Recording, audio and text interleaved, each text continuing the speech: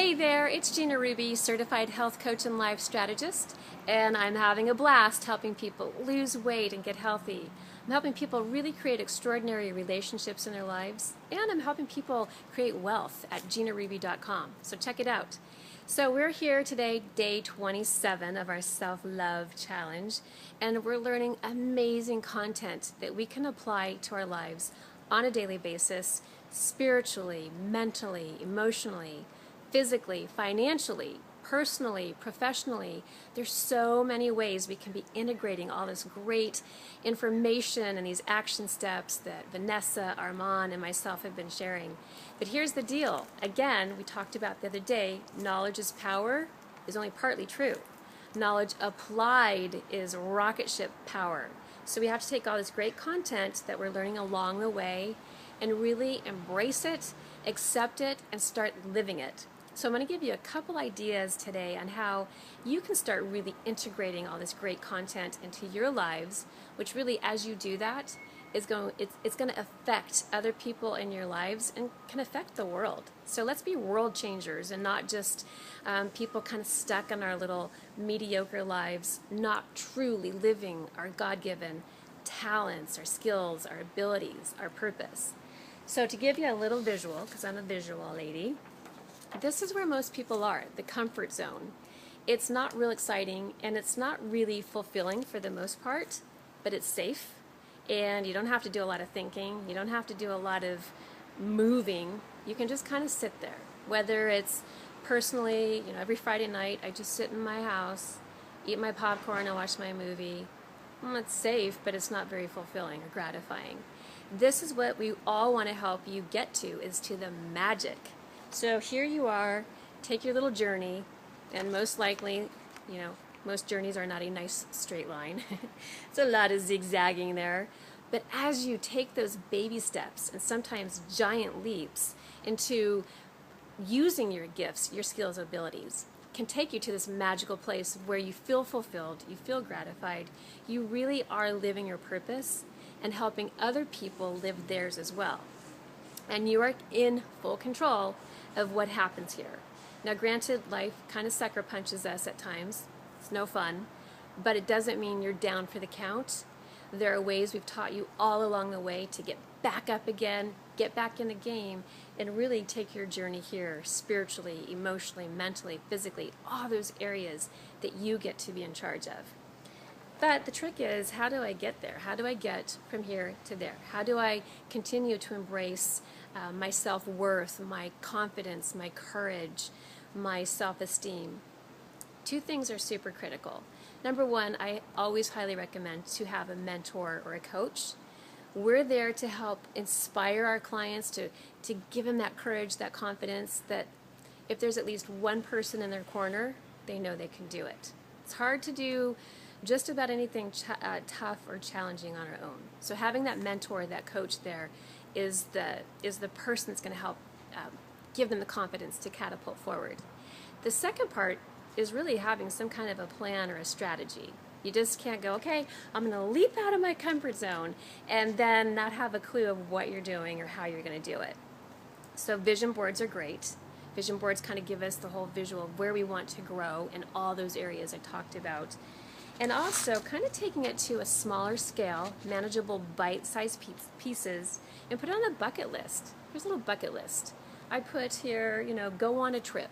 It could be going 2 hours away from your house just to have a little getaway. Or it could be traveling halfway around the world to Paris or Greece or go to South Africa. One of my bucket list items as a kid was to go to Australia and hold a koala bear. And I'm happy to say, at 40 years old, I checked that bucket list off. I went on a trip with my parents, had a total blast, and held a koala bear. It's one of my top most favorite memories of my whole life. I'm 51 now, so I've put some other things on my bucket list, like hike Half Dome, which is in Yosemite National Park. It's a 12-hour hike. I live at the ocean, so I literally went from sea level to 8,600 feet. It's the hardest, scariest thing I've ever done, but I did it. I live to tell about it. It's not safe. There's no safety ropes in at the top of the granite, but thank you God that I made it. I've swam with black-tip sharks, a swarming pool of them. It was on a list of things to do in Bora Bora, so I did it. Scared to death. I'm afraid of water to some degree, and definitely afraid of sharks. I mean, who isn't? But I did it. And I do these things to push myself out of my comfort zone, feel that fear, and know that if I just go for it and I have people surrounding me that care and are going to watch out for me, I can face anything in life. If I can face swimming with sharks or climbing up granite without any safety ropes, then I can definitely face anything that comes into my life. I feel the fear, I go for it anyway. And I have a mud run coming up in 6 weeks. I'm going to do it with 3 of my girlfriends. We're going to literally get down and dirty and go through some obstacles. And again, it's not easy. There's a lot of fun factor into that, but it's some work as well. So what's on your bucket list? Do you want to buy a motorcycle? My husband loves his motorcycle, and it's very therapeutic for him. It might be, you haven't gone on a hike in a long time, or horseback riding, and there could be a ton of stuff in your backyard, wherever you live, that you haven't even explored. So put it on your bucket list. Your bucket list can kind of give you that little path going from the comfort zone to the magic to figure out what to do. Do things. I trapeze. Okay, I'm afraid of heights. I know, I got a lot of weird fears. They're not paralyzing fears, but they definitely give me adrenaline and butterflies in my stomach. And I do it, and I prove to myself one more time, okay, feel the fear, go for it anyway, and then feel the victory when you've completed that. So I encourage you, my challenge for you, is to do one thing that's out of your comfort zone this week. Again, if it's sitting in your apartment every weekend, in your sweats and eating bonbons, go out, put a cute little outfit on, put some lip gloss on if you're a girl, okay, guys, if you're into that too, who knows, and go to Starbucks. Go to Starbucks and have a small cup of tea. Doesn't mean you have to spend a lot of money on doing something, but go do something different. Take a different route to work if you drive to work. Go to the library and pick out a fun book and just take time to read a book, a good adventure book. Do something out of your comfort zone, and it can be baby steps, and you can completely flop. So it doesn't mean it has to be out of my comfort zone and it was like a big win. The win is you getting out of your comfort zone and doing it, at least trying it. I'm all for that, because all those little wins, win, bam, all of a sudden you're into your magic. So we want to hear from you. We are in your corner cheering you on. You can do this.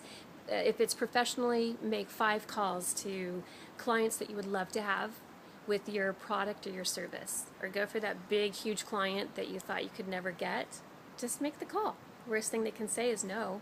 And okay, next. That's what I say. So do it. Do it. You're not going to regret it. And we want to hear how it went for you. The bumps, the scratches, or like the total victory. So, see you again.